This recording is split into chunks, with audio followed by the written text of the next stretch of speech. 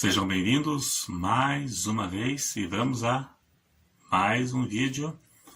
Que eu preparei nesse momento 5 perguntas que a Bíblia não tem respostas. Se você gostar desse vídeo, não esqueça de clicar em gostei. Toda vez que você clica em gostei, o Google entende que você gostou e divulga o vídeo para mais pessoas. Então não se esqueça.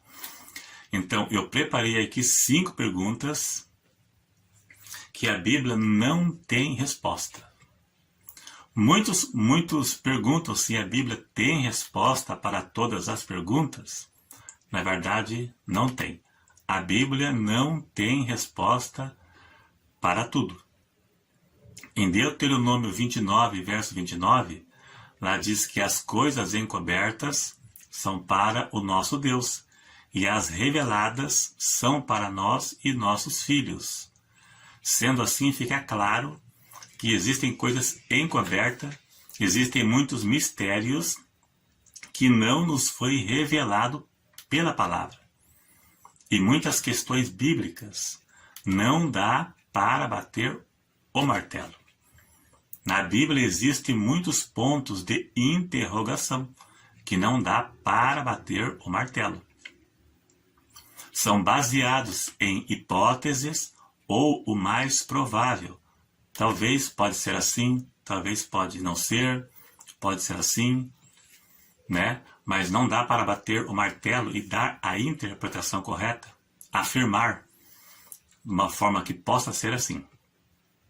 Mas temos a certeza que tudo o que é necessário para sermos salvos e andarmos em comunhão com Deus está explícito na Bíblia. Não há nada em oculto. Podemos dizer que é a lei moral de Deus. A lei moral, como não matarás, não furtarás, não adulterarás, e tudo que é necessário para a pessoa andar em comunhão com Deus. Então, muitas perguntas bíblicas não têm uma resposta exata, mas também não são regras de salvação. Seja qual for a resposta verdadeira, em nada influencia quanto à salvação da pessoa. Nem todo movimento religioso ou nem todas as igrejas têm a mesma linha de interpretação em certos assuntos da Bíblia, mas não são meios de salvação. Como, por exemplo, existem os pré-tribulacionistas e os pós-tribulacionistas. Né? Aqueles que acreditam que Jesus arrebatará a igreja antes da tribulação e aqueles que será depois. Aqueles que acreditam que o salvo passará pela tribulação e aqueles que acreditam que o salvo será arrebatado antes da tribulação. Mas seja qual for a resposta verdadeira, em nada influencia quanto à salvação.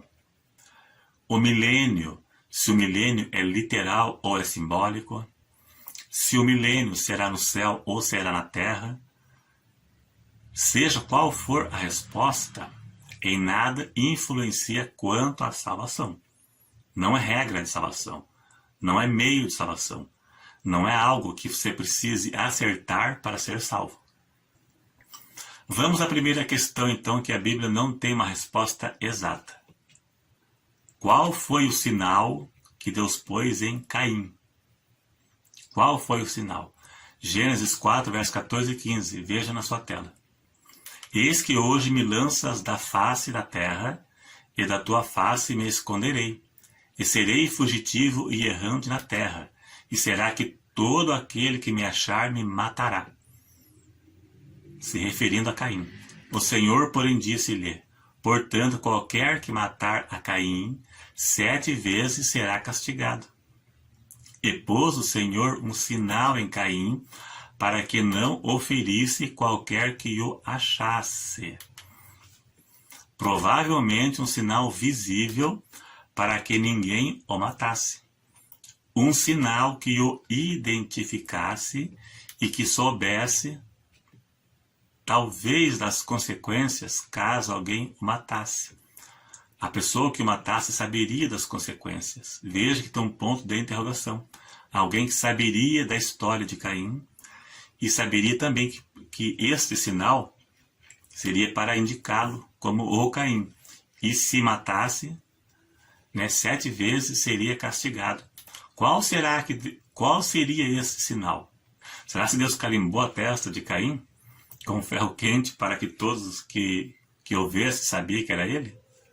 Claro que é uma ironia, né? Claro, estou brincando, né? Mas qual será esse sinal? Não sei, ninguém sabe. Vamos para o segundo, então.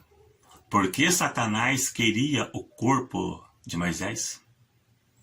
Judas 1, verso 9, fala sobre esta batalha. Veja na sua tela, vamos ler o texto para ficar mais fácil. Mas o arcanjo Miguel, quando contendia com o diabo e disputava a respeito do corpo de Moisés, não ousou pronunciar juízo de maldição contra ele, mas disse: o Senhor te repreenda. Veja que houve uma disputa pelo corpo de Moisés entre Miguel e Satanás. O que será que o diabo queria fazer com o corpo de Moisés? Eu penso assim, um pensamento meu, é uma hipótese, não batendo martelo. É que, pelo fato do povo de Israel ser idólatra, quem sabe se o diabo não iria pôr na cabeça do povo em idolatrá-lo. Tipo um santo de cemitério nos dias de hoje. Eles iriam transportar os restos mortais dele, e idolatrá-lo. Quem sabe? Só podia ser algo mais ou menos parecido.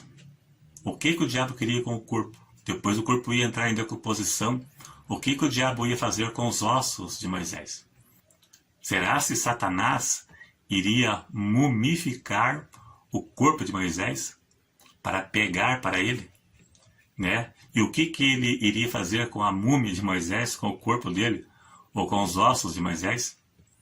Nada. O corpo não interessa para ele. Fazer o que com o corpo de Moisés? O interesse do diabo seria destruir Moisés antes dele cumprir o plano que ele cumpriu. Moisés cumpriu seu papel. O que o diabo queria com o corpo dele? Com os ossos dele? Qual seria a finalidade dele? Ninguém soube onde foi a sepultura. O corpo foi escondido para que o povo não achasse o corpo dele. Pois a Bíblia diz que nunca ninguém descobriu a sepultura de Moisés. Então Deus escondeu o corpo de Moisés justamente para Israel não achar o corpo dele. Porque quem sabe não faria um santo de cemitério como tem hoje aí. O diabo não ia querer o corpo dele. O diabo ia introduzir coisas na mente dos israelitas. E isso é o mais provável que podemos achar. É uma hipótese. 3. Onde estava Daniel quando seus amigos foram lançados na fornalha? Seus 3 amigos foram lançados. Por que ele também não foi lançado?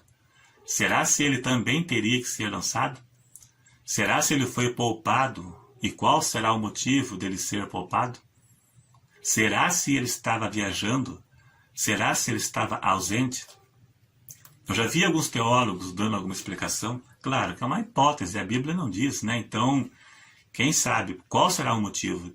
Com certeza tinha algum motivo, mas qual seria, 4. Quem são os 24 anciãos do Apocalipse?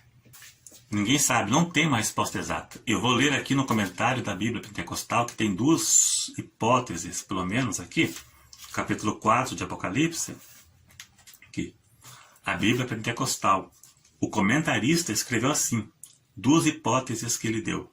Uma, Apocalipse 4, verso 4. Alguns creem que representam a totalidade da igreja no céu. Ainda outros acreditam que representam Israel e a igreja juntos em adoração a Deus. Então, 12 mais 12, 24. A associação de 12 tribos de Israel, mais 12 a igreja, somam 24, o povo de Deus das 2 eras. Então, é uma hipótese que o escritor da Bíblia Pentecostal, o comentarista da Bíblia Pentecostal, ele suponhou, é uma hipótese, Então, quem sabe? Mas não dá para bater o martelo. Podemos crer que são seres celestiais literais. eu acredito que são literais. Pelo que, quando lemos aqui sobre os 24 anciões, no Apocalipse, dá a entender que são seres literais e não simbologias. Não são simbólicos. E eu entendo assim, que são seres literais, não são simbólicos. Mas se você estudar tudo aqui, toda vez que falo sobre os anciãos, dá para entender que é algo literal mesmo. São seres literais e reais, não são simbólicos. Agora, o quinto e último, onde estava Jesus dos 12 aos 30 anos? Onde ele estava? O que foi que ele fez? A Bíblia não fala a vida de Jesus dos 12 aos 30 anos. A Bíblia não responde isto. Em Lucas capítulo 2, cita Jesus no templo, dando uma lição de sabedoria nos doutores da lei. E ele tinha 12 anos de idade nesta ocasião. No verso 52, diz que ele crescia em sabedoria e em estatura. E entre o capítulo 2, no verso 52, e o capítulo 3, verso 1, se passaram 18 anos. 18 anos se passaram. A Bíblia não cita, não fala nada da sua vida entre este período. O que ele fez com 18 anos de sua vida? Claro, ele não contou, mas ele trabalhou. A Bíblia priorizou a sua vida ali, contou do seu nascimento, um pedacinho da sua infância, e depois a Bíblia, podemos dizer que ela começou a partir do seu ministério terreno, do início do seu ministério terreno, quando foi batizado por João. Mas ele, com certeza, trabalhou, ele fez todas as atividades de um ser humano normal. Né? A Bíblia não fala o que ele fez nesse período. Mas tiramos uma lição aqui, pelo menos uma lição. Temos a certeza que ele trabalhou e se preparou para o seu ministério terreno. Outra coisa também, que ele deu uma lição de sabedoria nos doutores da lei, no capítulo 2. Veja que os doutores da lei, conheciam a letra, só a letra, a lei. Eles entendiam tudo sobre a lei. Mas eles conversaram com o próprio Deus sem saber que estavam falando com Deus. Eles não sabiam quem era Jesus. Eles admiraram a sua sabedoria, mas não sabiam quem era ele. Falando com o próprio Deus sem saber que era Deus. Eles não conheciam a Deus. Conheciam a Deus apenas por informação, né? Falando com Deus sem saber que era Deus. Conheciam a lei do Velho Testamento, né? De fio a pavio, como diz o ditado, mas não conheciam a Deus. Não conheciam Jesus. Jesus era o cumprimento daquilo que eles tanto estudavam, a lei. Conheciam a Deus por informação, conversando com Deus sem saber que estavam falando com Deus, né? Paulo disse, aprendem sempre, mas nunca podem chegar ao conhecimento da verdade. Eles não entendiam isso, era apenas a letra. Então está aí, 5 coisas que a Bíblia não tem uma resposta exata. Na verdade, não é só 5, é muito mais, mas o vídeo já passou de 15 minutos, então seria longo. Né? Não há necessidade. Em outra ocasião eu posso continuar a parte 2. É isso aí. Se gostou, clique em gostei. Se você não é inscrito, se inscreva. E até o próximo.